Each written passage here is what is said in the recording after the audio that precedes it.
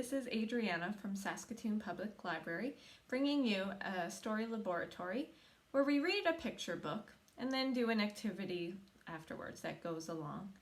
And I want to acknowledge today that I'm here telling stories on Treaty 6 territory, the traditional homeland of the Métis. And we'll start today with our Hello Friend song with some sign language. It goes like this. Hello friends, hello friends, hello friends, it's time to say hello. Excellent. And I thought we'd do that a second time, but instead, the second time, instead of hello, we'll say Tansé, which is hello in Cree. Can you say that? Tansé. And instead of friends, we'll do that again with Nitotum, which is friends in Cree. Can you sing that with me?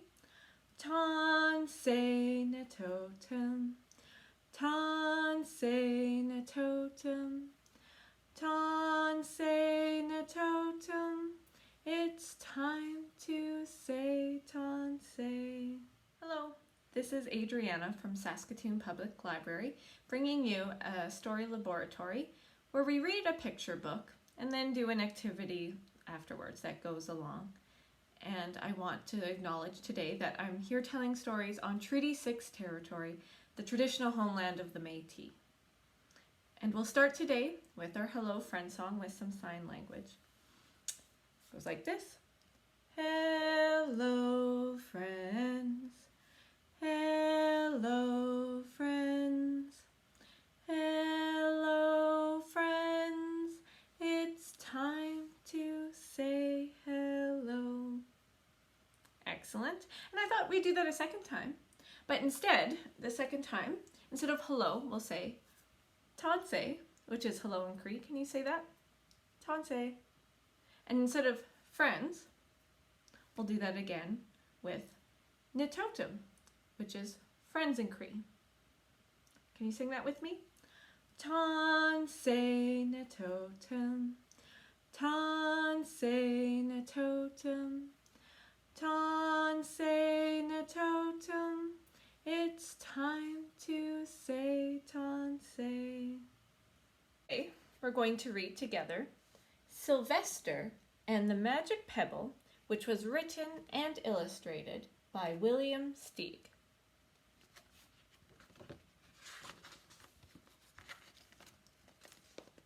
Sylvester Duncan lived with his mother and father at Acorn Road in Oatsdale. One of his hobbies was collecting pebbles of unusual shape and color. There's Sylvester the donkey, and there's his little pebble collection. Do you have any collections? I know I used to collect rocks, especially sparkly rocks, when I was a little kid. On a rainy Saturday during vacation, he found a quite extraordinary one. It was flaming red, shiny, and perfectly round. As he was studying this remarkable pebble, he began to shiver, probably from excitement, and the rain felt cold on his back. I wish it would stop raining, he said. To his great surprise, the rain stopped. It didn't stop gradually, as rains usually do. It ceased. The drops vanished on the way down. The clouds disappeared. Everything was dry, and the sun was shining as if the rain had never existed.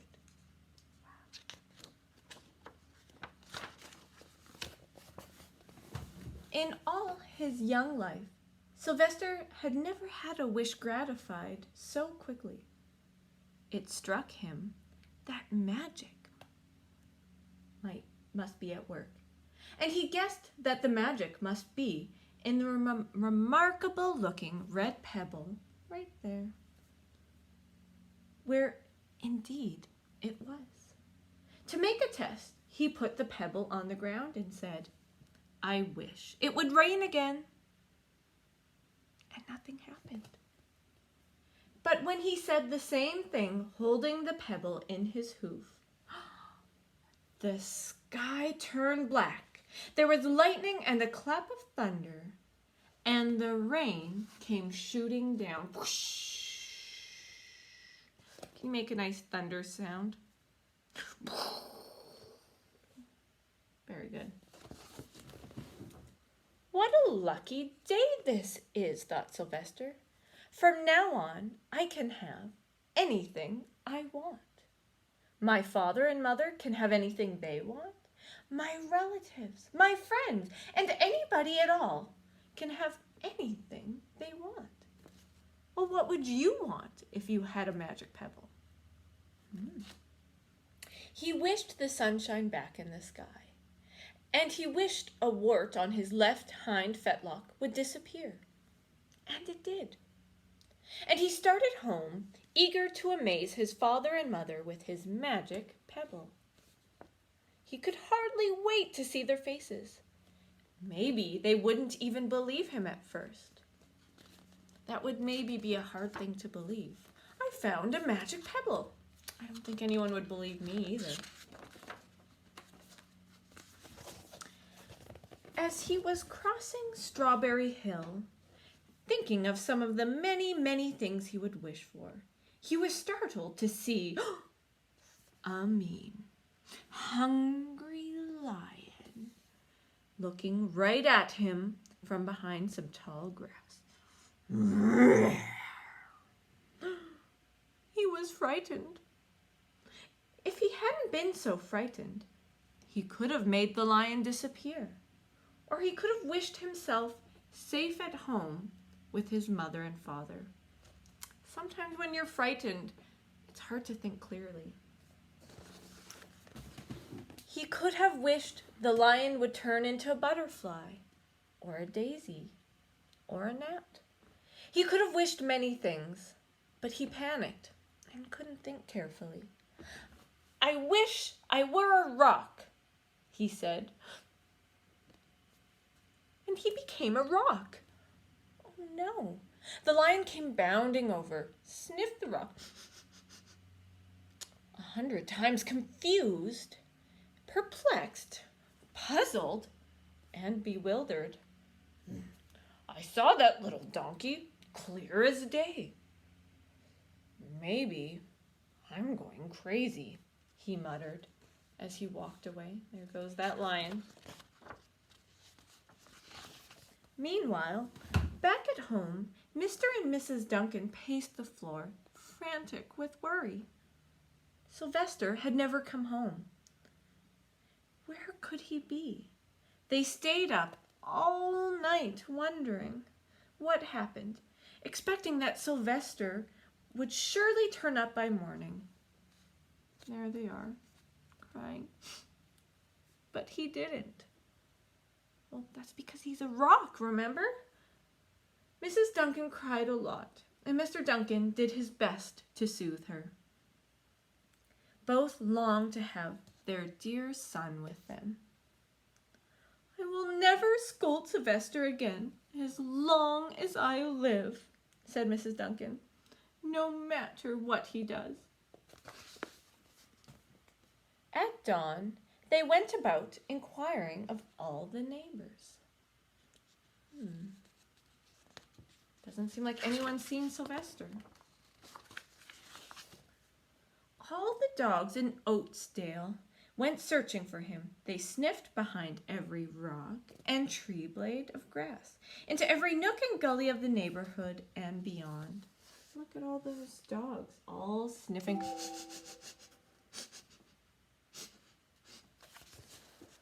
But they could not find a scent of him. They sniffed the rock on Strawberry Hill, but it smelled like a rock. It didn't smell like Sylvester.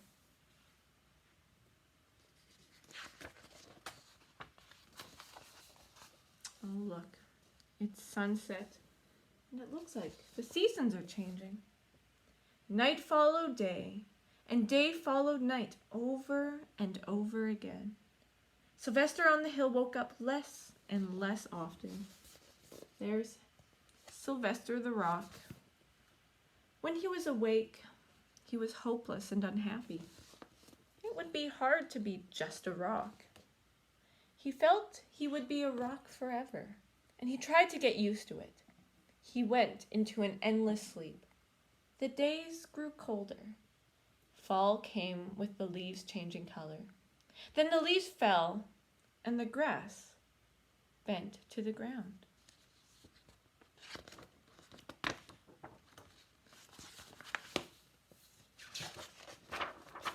Then, what season does this look like?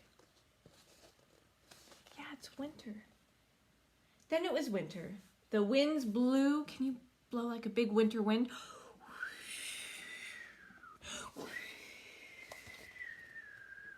Mostly, the animals stayed indoors, living on the food they had stored up. One day, a wolf sat on the rock that was Sylvester and howled because he was hungry. Do you think you could howl like a hungry wolf?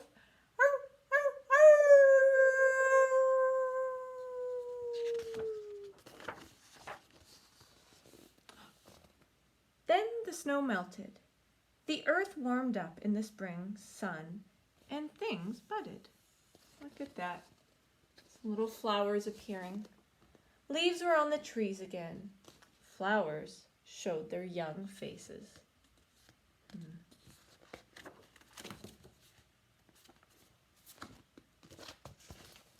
One day in May, Mr. Duncan insisted that his wife go with him on a picnic. Let's cheer up. Let us try to live again and be happy, even though Sylvester, our angel, is no longer with us. They went to Strawberry Hill. Mrs. Duncan sat down on the rock. That's Sylvester. The warmth of his own mother sitting on him woke up Sylvester. From his deep winter sleep, how he wanted to shout, "Mother, Father, it's me, Sylvester, I'm right here." But he couldn't talk. He had no voice. He was stone dumb. Look, and there's his magic pebble.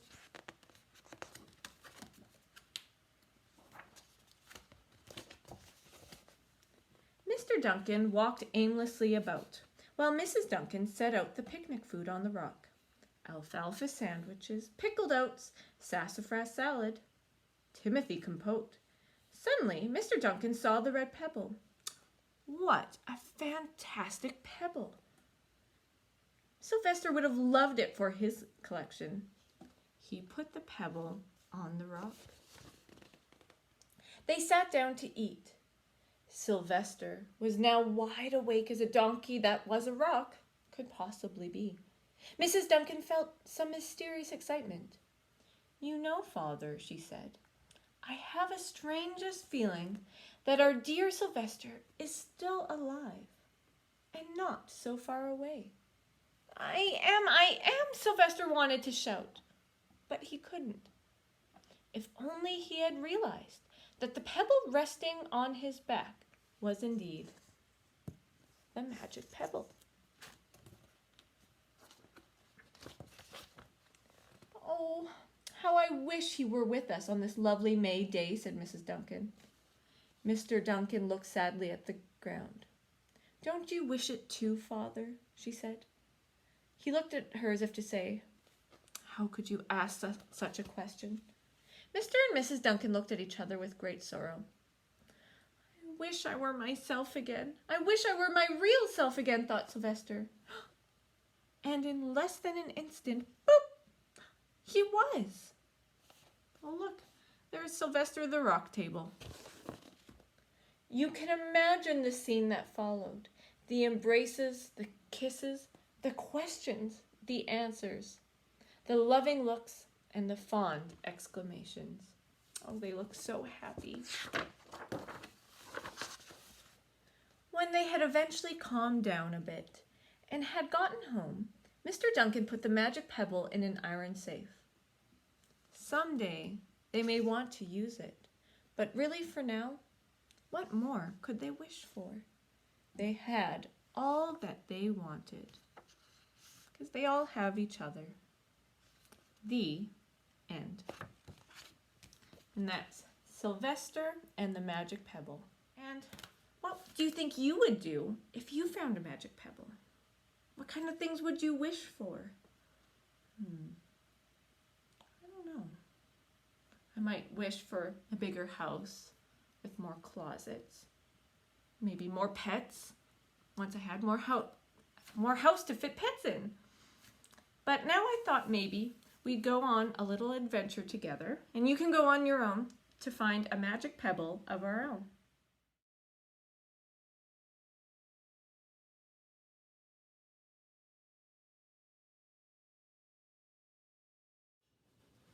So once you find your magic rock, whatever it might look like, you might pick it because it's big or smooth or shiny, whatever you think a magic rock or magic pebble would look like.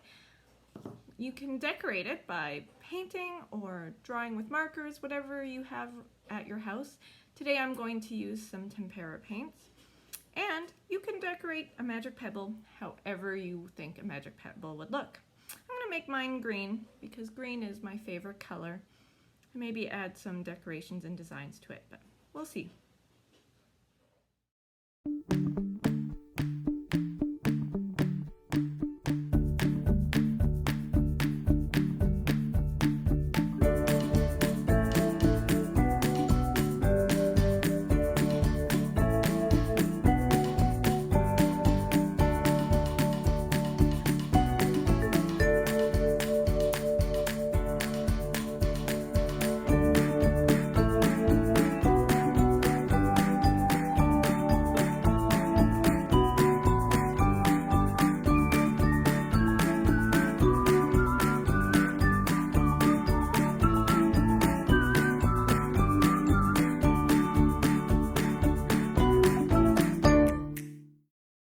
Once you've finished designing your magic pebble, however you want to design it, there's no right or wrong in this. Make sure you've dried it so you don't get covered in paint.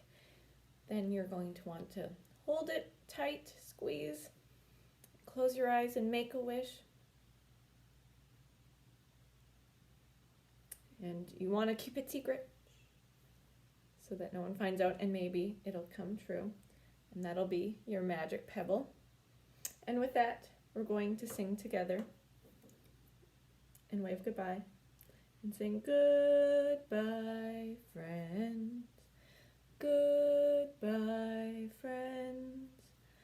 Goodbye, friends. It's time to say goodbye. And thanks for watching.